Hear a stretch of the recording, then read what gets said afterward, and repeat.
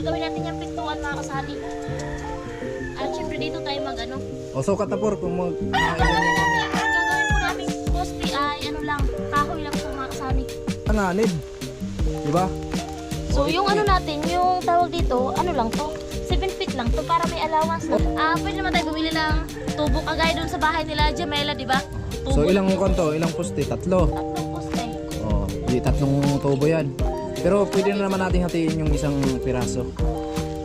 So, yo, magandang hapon mga kasani, panibagong araw, panibagong vlog na naman to. Maraming salamat sa patuloy na suporta nyo mga kasani, sa lahat ng mga OFW, sponsor, sa lahat ng minamalaming viewers. Maraming salamat mga kasani, no? At ngayong araw ay mayroon tayong plano mga kasani para dito sa likod, no?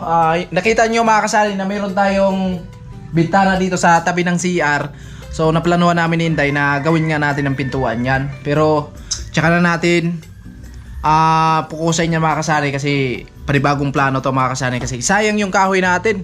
Marami tayong kahoy dito na naitambak, no? Baka mamaya anayin lang yon kaya gagamitin natin. So yung dalawang tubular naman dito mga kasani, para yun dito sa harapan. Hindi alam, baka may budget tayo kasi kailangan dito may poste tayo na tubo. Tubo kasi yung gagamitin kong poste dito sa harapan, no? Kumbaga yun po yung gamitin natin dito na parang tiris-tiris, no? Ayun si Inday, purma natin to. Di ba? Na-hire ko to mga kasari, galing ng Legazpi yan. Oh. Bumalik siya ng Burias kasi hindi nakapasa doon. dito siya mag kumbaga magpapasaway. Oh. Model yan, no? So yun mga kasari, magandang araw po sa inyong lahat, sa lahat ng sponsor namin at sa lahat ng viewers namin. And advance Merry Christmas po sa ating lahat. Kanta mo na. Merry Christmas. Merry Christmas! Namamas ko po. Direct. Joke Wala, lang. hindi ako magbigay sa iyo. Hindi mo tinapos yung kanta mo. Mayroon ako mga rolling. Ayun, shoutout po at advance Merry Christmas po sa lahat. At ayun, hinahangad po namin mga kasani ang inyong suporta sa lahat ng sponsor namin at sa lahat ng viewers namin. Salamat po. Di ba? So yun mga kasani, yun na nga, may plano na si Sunny para dito at nagkaroon din kami ng plano dito sa ano mga kasani. O kasi mayroon tayong kahoy, ayun, yung ginagawa namin na lamesa dyan nung nakaraan po na may okasyon dito, yung birthday ni Bibi Gia. So tatanggalin natin yung mga kasani kasi sayang yan. So ito namang tubular. So ilalaan natin yan dito sa harapan mga kasani. Isang ibang plano to ang tubular para daw to sa terrace kasi gagawa si Sunny ng terrace dyan or balkonahe mga kasani. So hindi muna natin to gagalawin kasi kami ay nagplano po na gagawa ng dirty kitchen. Yes. Kasi nga alam nyo naman, so mas maganda po talaga na meron kaming dirty kitchen kasi hindi naman po na ayun palagi tayo yung may budget na pag naubusan ng gas yung ano natin, yung kala natin is makakabili agad tayo, so hindi naman natin alam. So kumbaga mga sanay, gagawa kami ng dirty kitchen kasi pwede kaming magamit ng uling or kahoy. Yung ano lang, yung kala natin, so pang emergency lang yan mga sanay pag naubusan tayo ng kahoy at uling. So halimbawa masama yung panahon, so tsaka lang natin yan gagamitin mga kasanay. Mas maganda pa rin po yung nakatipid tayo. Yes. Ayan. Simula po nang nabili namin yan, shout out kay Awit Ate Linda. So hindi pa po yan naubos kasi tinitipid po talaga namin yan. Kasi kung nakaluwag tayo, so pwede naman tayong bumili ng isa pang tangke. Pero sa ngayon, so hindi kailangan po natin ng mag-adjust at magtipid. Dito naman pala mga kasani. So hindi na ako nag-vlog dito, no? Naglinis ako dito, tapos may na tayo dyan, bakod. Ilagyan ko ng kanyan, lambat. So yung ginawa ni Sunny ng bakod galing po doon sa may boundary natin doon. So papunta dito. Hindi po makapasok yung kambing at saka manok kasi maliit naman po talaga yung butas niya at gagawa din kung may itataniman kami dito sa likod, so hindi makakapasok yung mga kambing. Ayan, so meron tayong kahoy dyan, yung mga sobra natin para sa anong tawag nun, yung pagpurma ko dito. Meron kasi ako mga kahoy dito na tambak, sayang naman kung hindi natin gamitin yan. Kaya napasyahan ko na gagamitin natin dito sa likod mga kasani kasi bubutasan natin yan. Yung may bintana na yan, gawin natin pintuan yan, no? Para sa ganun po ay kumbaga hindi mainit sa loob, no? So abangan nyo lang kasi nandito naman yung purma natin, siya yung mag-manage sa atin. Turo niya sa akin kung ano yung magandang plano. Pur, ikaw na bahala sa akin ha. Ako lang gagawa. Ha? Metro. Kailangan talaga ng metro, no? Kaya magsukat na tayo. Kaya hindi pa naman tayo makapaghukay kasi nga maulan. Ayan, meron din ako natambak dito na kahoy, mga kasani. Ayan, gagamitin din natin yan. Dito tayo maggawa, no? Kumbaga, Linisan pa natin maglinis dito, pa kami tapos dito. Ipantay natin yung lupa. Si Foreman na pong bahala dyan, mag-layout. Yung septic tank natin, gawa natin yan ng paraan na mataas yan. ano sa gilid. Kailangan doon, oh. Pag ganyan ba? Dito na lang, dito na lang pakaba. Pahaba siya. So, gagawin natin yung pintuan mga kasani. At syempre dito tayo O, sukat na por. poste ay lang, kahoy lang po mga kasani. Pero syempre yung bubong natin is Yero. O, ilang ko lang to? Isa, dalawa, Mga tatlo. 4 siguro, no? Mga 5. Ha? Mga 8 feet, no? Pwede na yun. Lupit talaga, oh. Maasahan talaga to. Mataas na, 8 feet. Pwede. Maganda na yung 8 feet. Kasi pag 6 feet, alanganin. Di ba? So, O, 8 yung feet. natin, yung tawag dito, lang to? 7 feet lang to para may allowance Oh, naman. siyempre. Hindi mo naman kailangan itumbok mo dyan sa... So, dito hanggang dito, Dito, yung hanggang natin, dirty kitchen. Ganito, galing doon mga kasani. Bali 7, Sure na ba yan? Yung kwan mo? 7 Plano mo? feet. Tapos yung yero na gagamitin dito, 8 feet para may allowance. Tsaka yung yung Oh, anong kwan dyan? Anong style niya? Kung sakali.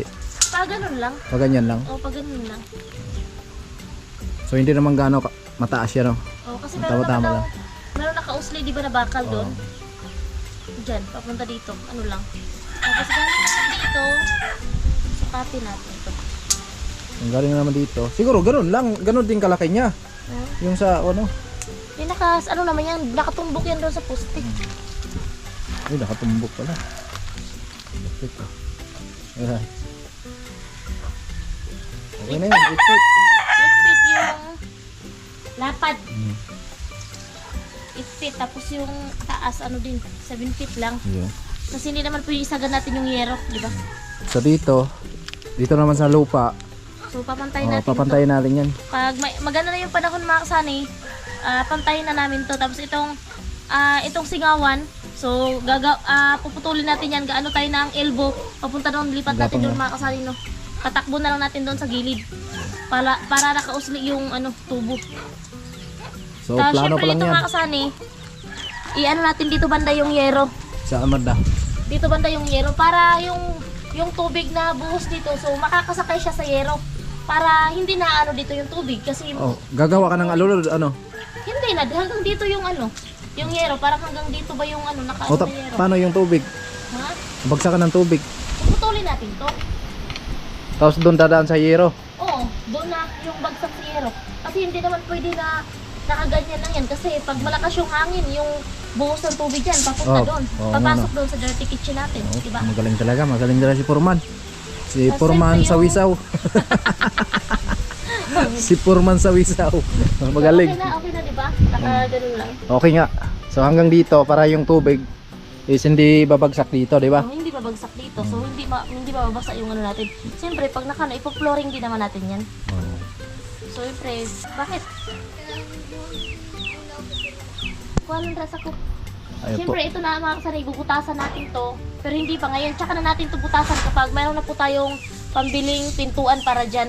So, magtatanong kayo kung magkano yung pintuan na para dyan para pag meron na tayong pambiling pintuan, so tsaka natin to bubutasan mga kasani. So sa ngayon pa lang, ito lang muna yung pukusan natin. O, Yung sa ngayon, hindi lang muna natin yung bubutasan. So, dito na lang kasi meron naman tayong mga kahoy na magagamit. Hanggang dito lang yung dirty kitchen natin. Hindi na yan pwede isama doon hindi na kasi pwede. malaki na yan. Tsaka okay na to dito. Dirty kitchen natin kasi pag nagamit tayo ng kahoy yung panggatong natin no uling, dito tayo magagamit. At least yung usok ay hindi pupunta sa loob, di ba? Hindi mo ba napansin yung may-ari ng lupa na pumunta dito? Hindi, nasa Maynila na siguro. Oo, kasi kailangan na putulin na lang yung puno na yun. Ipaputol natin yan so kahit bayaran na lang natin siya kasi dati yung isang puno 500.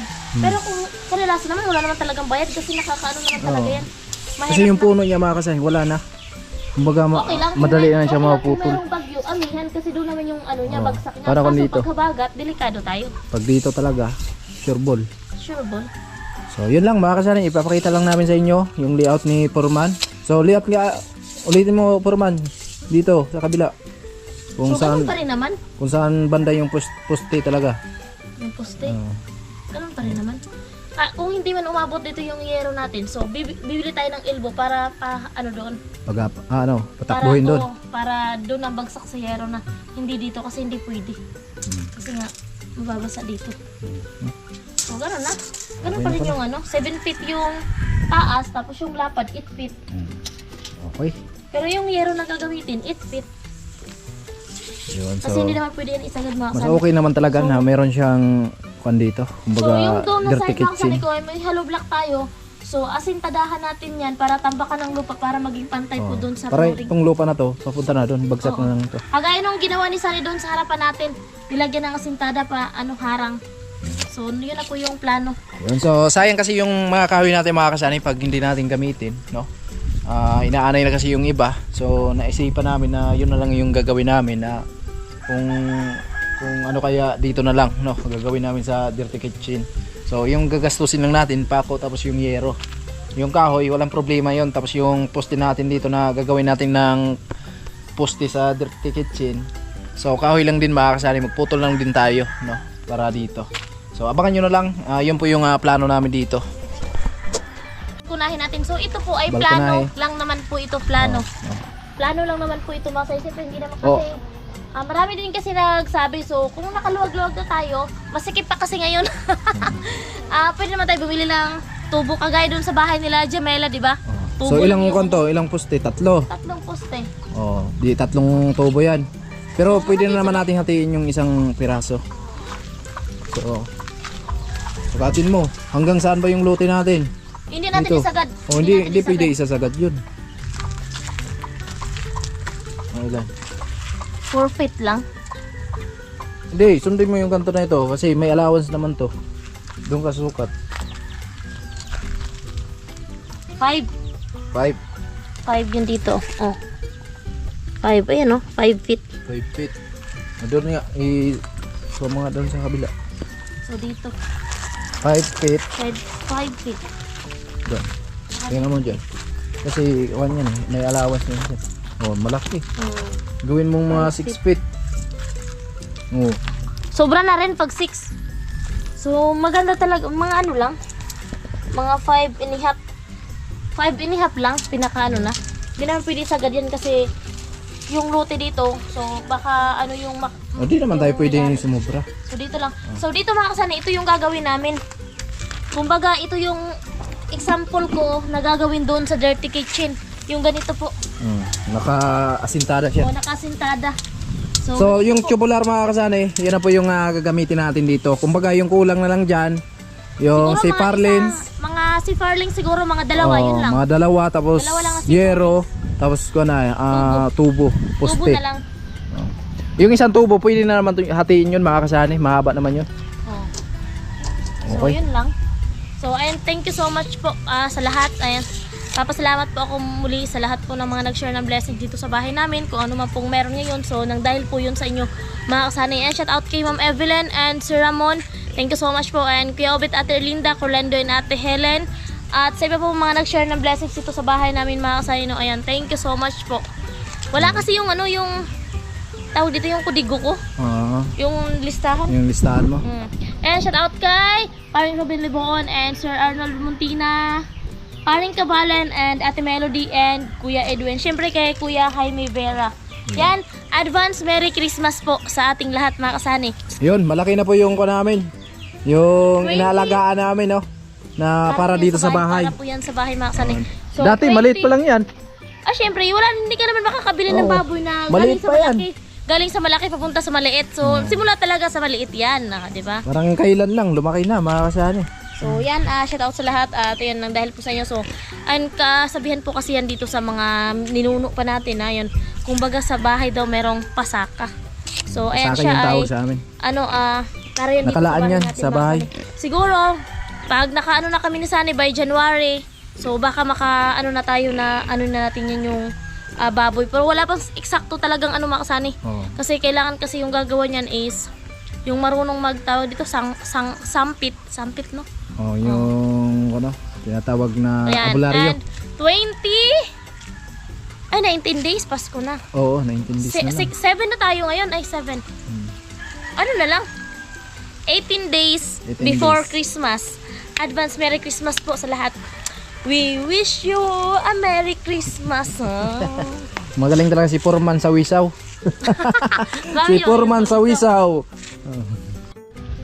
Saan ka galing? Anong ginawa mo?